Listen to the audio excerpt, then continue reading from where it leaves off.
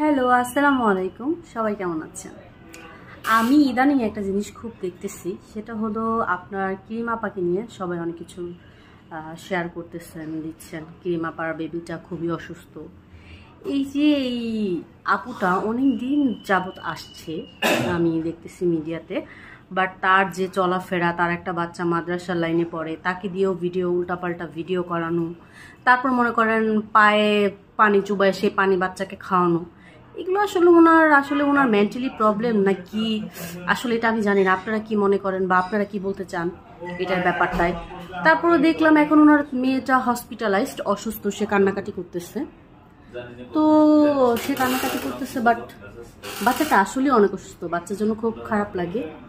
আর বাচ্চা মানুষ তো আল্লাহ ফেরেস্তা, ওদেরকে দিয়ে এগুলো করানো। এখন বাচ্চাটা খুবই অসুস্থ, আবার লাইভে এসে সে কান্নাকাটি করতেছে, এগুলো করতেছে।